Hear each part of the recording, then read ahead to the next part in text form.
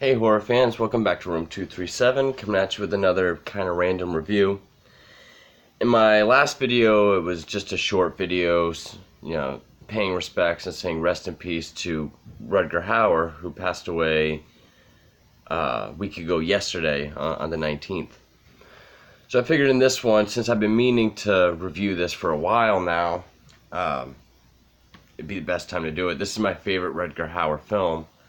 That is The Hitcher from 1986. It's also my favorite C. Thomas Howell film. Now, it came out in 1986, and of course, by 86, it was slasher films, over-the-top, gory horror comedies, and you didn't really have the psychological thriller, and that's what this is. Psychological thriller and action. Which I'm not much of an action fan. I've never cared for action films. But I really like the stuff in this. And the thing about the movie is how many hitchhiker, bad hitchhiker films are there? By bad, I mean the hitchhiker's a bad guy. There's movies, there's Twilight Zone episodes, at least one. There's scary stories. Not picking up a hitchhiker, or the story of picking up a bad hitchhiker, is been a horror story. It's pretty much deep-rooted into our folklore at this point. That's pretty much like urban legend. And this, I think, is the best, most believable film to do that. Twilight Zone is creepy and scary and everything. But I wouldn't even say this movie's completely realistic. But it's realistic enough. And it's very simple. C. Thomas Howell plays Jim Halsey. He's a guy who... I'm not really sure what drive-aways are. I've never heard of them outside of this movie. I guess you just... If you want to go somewhere, you go pick up a car for someone and bring it to them. I'm not sure. He's trying to get to California, and he's going through the long stretch of desert highway of Texas. And this movie jumps right into it. It's late, it's the middle of the night. The opening credits is him falling, trying to stay awake while driving. And he passes a hitchhiker, played by a Rutger Hauer. And so he picks him up. He wants to help him out. He thinks if he has someone to talk to, he can stay awake. Totally understandable. But right off the bat, he's off. He won't tell him where he's going. He's very quiet. They're about to pass another car on the road. And he pushes down on Jim Halsey's leg to make the gas go. And he just starts gleefully telling him the story about how he killed the guy that was driving it. And, he pulls out a switchblade, tells C. Thomas Howell to say the words, "I want to die." But he can't say it because he doesn't want to. And he's able to kick him out of the car. And that just creates a snowball effect for the rest of the movie. It's this huge cat and mouse game, which I like cat and mouse movies, but they're never done quite this good. It's just, no matter what Jim does, and he says his name is John Ryder, but we don't know if that's his real name. We don't know anything about the hitchhiker in this movie. And I think that works. You don't know why he's toying with C. Thomas Howell. You don't know what his motives are. You don't know what he's after. You don't even know John Ryder's his real name. And everything that happens, he's always one step ahead. It's like a game of chess. There's a part where it's now daylight, and this station wagon with a boat drives by, which I thought it's funny to have a boat in Texas. You're out in the desert. And there's some kids in the back seat with toy guns, and they're, Jim Halsey's kind of making faces at him, playing with him. Then the teddy bear comes in the window, and he's like laughing and waving. And when the teddy bear moves, it's the Hitcher. So he's pulling up, he's trying to warn them about the guy in the car. And the car goes off, but then when he catches up to him, everyone's dead, even the kids. It doesn't show it. Like, this movie, it's rated R. I don't know why. Well, I do. I mean, the subject matter, but it's played very straight, very serious. It's not very bloody or gory, which, when I get to the big scene everyone remembers, I'll say why it works. And, Rutger Hauer, he steals every scene.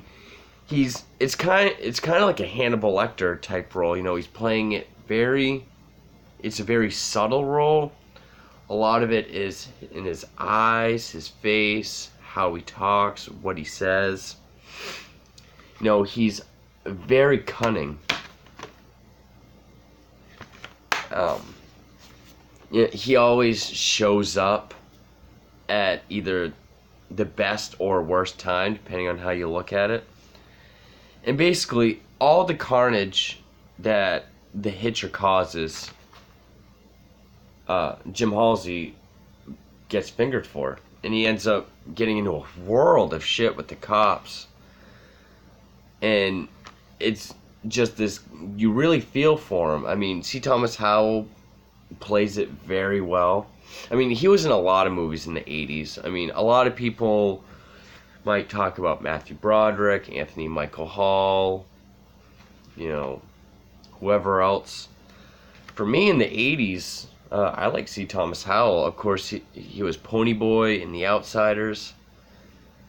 He was one of the older brother's friends in E.T. He was in that one movie where he wears blackface to get free college. I've never seen it. That was after this. Next to his role as the Boston Reaper from Criminal Minds, this actually probably is C. Thomas Howell's best role, in my opinion. And I don't really want to give too much away. Well, I'll say spoiler alert, because even though this came out in 86, this movie didn't get good reviews at all when it came out. I mean, people were saying how there's plot holes, which there is. I mean, how is it he can pop up at any time? If it was any other film, you could say it's, script convenience, or, he's able to do it because the movie needs him to. But the movie's just so good and just so full of tension and suspense that it's easy to forgive. Lots of and the movie keeps building up. Like, even though one of the earlier scenes, he explodes a gas station while he's there. But it just keeps building up to, like, high-speed chases with the cops and a helicopter. The helicopter scene, I mean, John Ryder, he's in this truck and he's driving, he just pulls out a gun and he just shoots up at the helicopter. But yeah, and this movie continues to be overlooked. And it sucks, because this is one of the, if not the most suspenseful, tension-filled horror movie, psychological thriller of the 80s. You also have Jennifer Jason Leigh, who is great in this also. She's more so in the second half. But yeah, and there's also just weird scenes where, if it was any other movie, the Hitcher, like, he would just kill C. Thomas Howell. Like, there's a part where he, actually, it's I just got done watching it. I can't remember exactly which part it was, but the Hitcher has C. Thomas Howell's keys, and he just tosses him his keys, and then he leaves.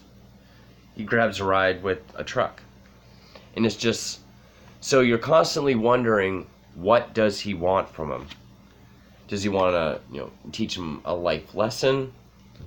Does he himself want to die and want C. Thomas Howell to kill him? Does he want him to prove himself worthy? Is there some homoerotic stuff, which it lightly touches upon, or arguably it could. Like, there's a scene in the beginning when they come up some road construction, and he has a switchblade, and he puts it right to his balls. So if he pushes the button, it goes in. So when the worker comes up to ask him, where he's going and to tell him it's okay to go, it just looks like his hand is on his leg, and it looks like he's kind of rubbing it. He calls them sweethearts and to get going.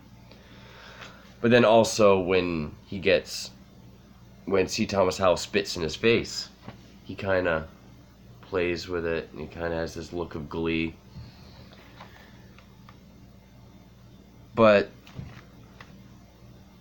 I think that is just... it's kind of hard to explain. It's kind of like the Joker. I was thinking about this while I was watching it.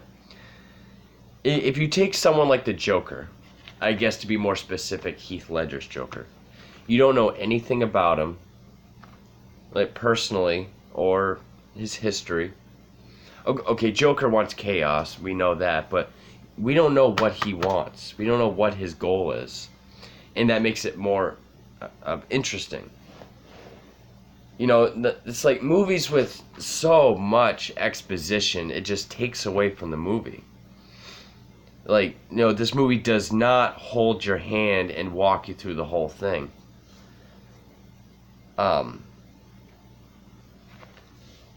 then obviously, so spoiler alert, from here on out, I highly recommend this movie. If you like suspenseful movie, or cat and mouse, anything like that, or even with some action, definitely watch this.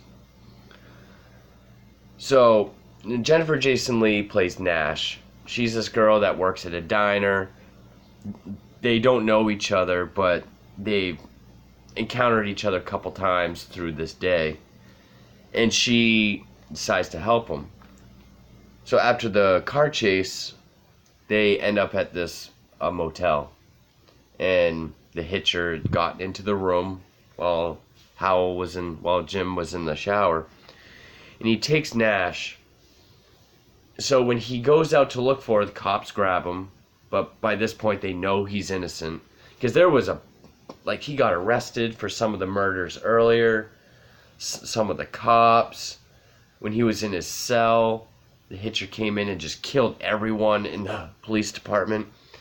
Got fingered for everything. But now they know he's innocent and they need his help. Because he has her tied.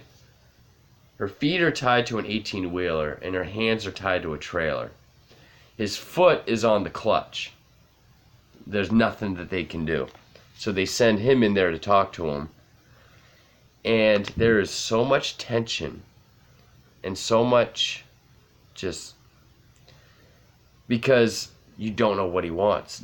The character, Jim Halsey, doesn't know what he wants.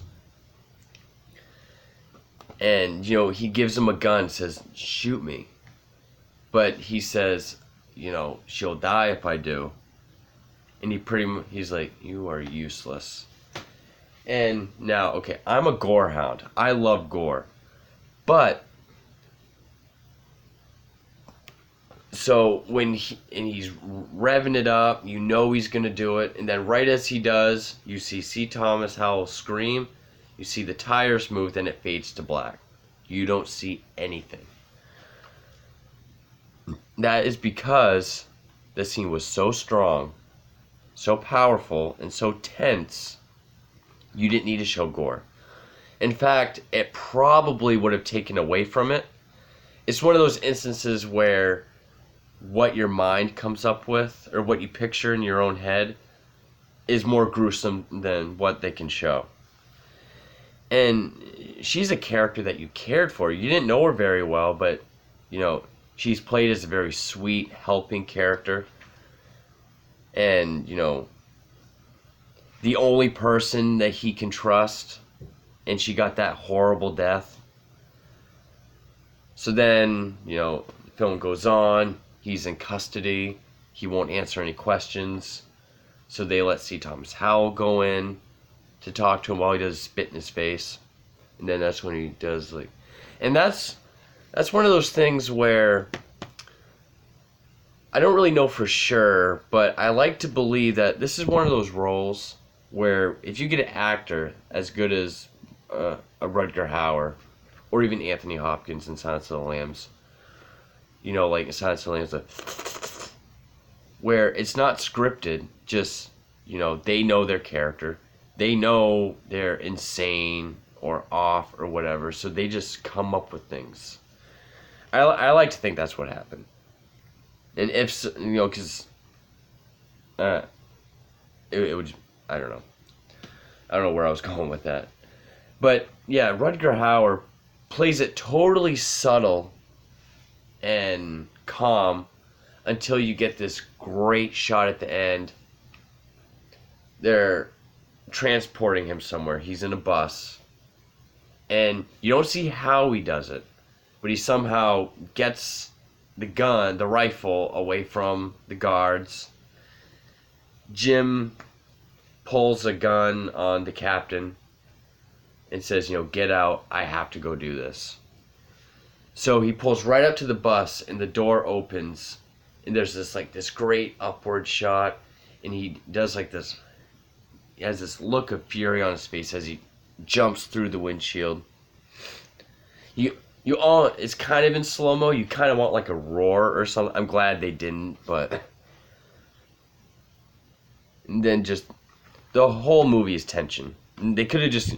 This movie could have been called High Tension instead of... I like the French film High Tension, but this movie deserves that title more. And Jeffrey DeMunn plays Captain Estridge. And I always like Jeffrey DeMunn. I've always wanted him and Robert De Niro to play a movie as brothers. I always thought that'd be cool. And, you know, it's just... The music I'm not a big fan of. It is a very 80s score, which I've never been a fan of, like, you know... Like, the best example would be, like, a Beverly Hills Cop. I've never really been a fan of, like, 80s scores. But it does fit. It fits more than the remake when you have, like, 9 Inch Nails, Fuck You Like an Animal during the chase scene. Also, there's a really great shot. I wanted to make a mental note of it so I can remember exactly how it is. But, it's like, I think it's when he first kicks him out of the car, but there's like this very like low to the ground shot that comes up with him as he stands up. The atmosphere, you know, it's out in the desert highway of Texas. Very wide shots of the mountains, you know, these shots where you just get long strips of road, and that adds to the isolation because Jim Halsey is alone. Up until he meets up with Nash, he's alone. He's got no one to help him. When he's first in custody, no one will answer the phone or anything. He's completely alone. And the atmosphere, like that lonely desert, just helps the isolation. And every sign of hope that this movie has, like when he's in the cop car and he's talking to the captain over the radio, and, you know, everything seems like it's going to be okay. And all of a sudden, the Hitcher pulls up in a truck and just shoots the cops. I know this review's kind of been all over the place. I've kind of lost my groove of how I made videos, only, you know, not making them all week. And I just really enjoyed this movie. Just, literally the whole movie, from opening credits to end credits. It is just a suspenseful cat and mouse game between two guys. And this is my favorite Rutger Hauer performance and movie. He has this look, like, you look into his eyes and you can tell he's just insane, but he's well composed. You can always tell he's thinking, but you can't tell what he's thinking. And like, I love the scene in the diner when Jim, he has a revolver in his hand under the table, and he's like, "I'm gonna shoot you," and he's like, "Go ahead," and he looks on the table, he's like, "Gun's empty," because it was a gun he got from the police department after he killed everyone. And he's like, "Oh, really?" He's like, "Yeah, go ahead and pull the trigger." And he puts his hand under the table, but we see he's just doing this. He's just pointing with his fingers. And he's like, "Because I'm definitely going to pull my trigger." So then he hits the table and says, "Bang," which makes Jim Halsey jump and just keep pulling the trigger, and that's when he knows it's empty. It's just little things like that. He's always a step ahead. And he's intimidating as hell. And it's a very underrated performance. Well, I think his performance has always been well received, but this is just an overlooked gem. Underrated. It is a cult film, but even the quote on the cover from Newsweek, "An odyssey of horror and suspense." That's exactly what The Hitcher is. There is a sequel. I can't remember what the subtitle is. It's Hitcher 2. And I've never seen it. I don't care to. C. Thomas Howell returns as Jim Halsey, and he dies in like the beginning of the movie. He gets killed. So, and I hate sequels like that. But also, you didn't really have horror movies back then where you had a male lead by himself. I mean, other than like Evil Dead 2, other than Ash in the Evil Dead films, and those are like part comedy. But, no like leading female, no final girl, and just really about these two guys where one is fighting for his life and you don't know what the other one wants. Great movie. That scene with the truck when Jennifer Jason Leigh's tied up. The remake, because yeah, of course there's a remake. Even worse, a Platinum Dunes one. Everything this movie does right, that movie fucks up. And I'll get into that eventually. But yes, I'm sorry my reviews are so few and far between nowadays, and so like frantic and all over the place when I do reviews. I apologize for that. This wasn't very in-depth, but I don't know. I guess that's what happens when I don't make videos all week, then try to jump into it. But anyway, I hope you liked this review. If you haven't seen The Hitcher and you're still watching, even though I said spoilers, definitely go watch it. So yeah, I haven't caught up on my sleep yet either, but thank you all for watching.